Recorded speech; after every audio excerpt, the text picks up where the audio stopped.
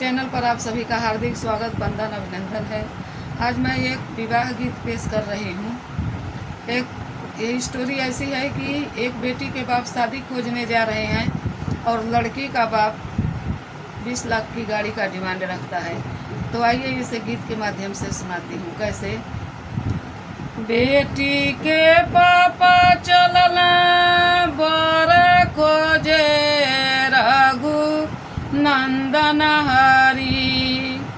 बेटी के पापा चलना बर खोजे रघु नंदन हरी। लड़का के बाप मांगे 20 लाख के गाड़ी रघु नंदन हरी। लड़का के बाप मांगे 20 लाख के गाड़ी रघु नंदन हरी। अब बेटी क्या बोलती है? मत जाए पापा तू कौनों के दुआरी रघु नंदन हरी। मत जाए पापा तू कौनों के दुआरी रघु नंदन हरी। कहवा से देव पापा 20 लाख के गाड़ी रघु नंदन हरी। कहवा से देव पापा 20 लाख के गाड़ी रघु नंदन हरी। बालू हमारा बाकू वारी पापा रघु नंदन हरी। बालू हमारा बाकू वारी पापा रघु नंदन हरी। बिटिया जन्मवली पापा पापा नाही कैली रघु नंदन हरी।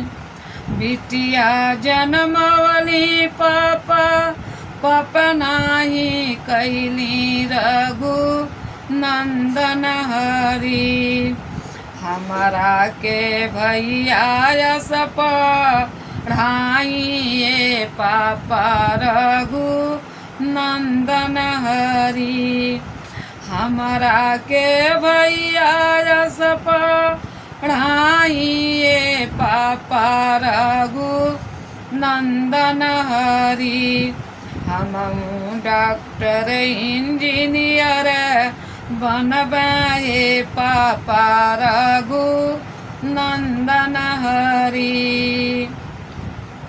हम डॉक्टर इंजीनियर बनबाए पापा रघु नंदन हरी।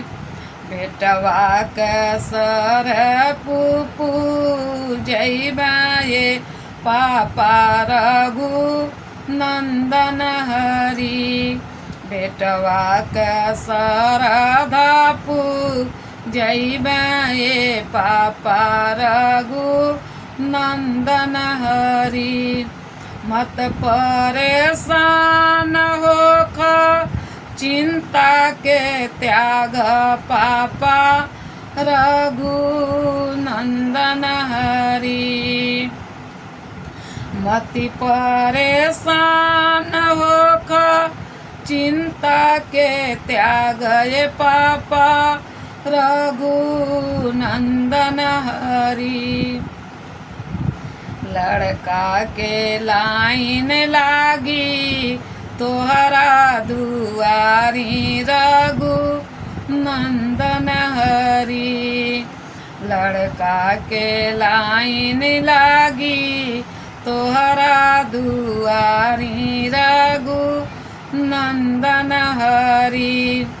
सोचिया के बदली पापा धीरज रखी रघु नंदन हरी। बिटिया गुने हमारा के हीनमति समुझिए पापा रघुनंदन हरि। बेटी गुने हमारा के हीनमति समुझे पापा रघुनंदन हरि।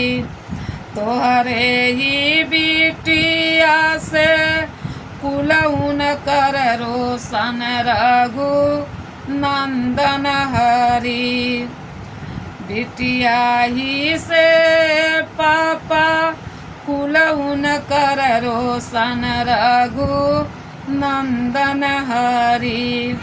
तुहूँ जिया ये पापा सिनमा के तानी रघुनंदन हरि।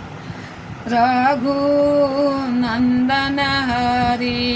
धन्यवाद। अगर ये गीत अच्छा लगा हो तो प्लीज़ लाइक शेयर सब्सक्राइब जरूर कीजिएगा। बहुत बहुत धन्यवाद। कमेंट बॉक्स में अपना सुझाव जरूर दीजिएगा। धन्यवाद।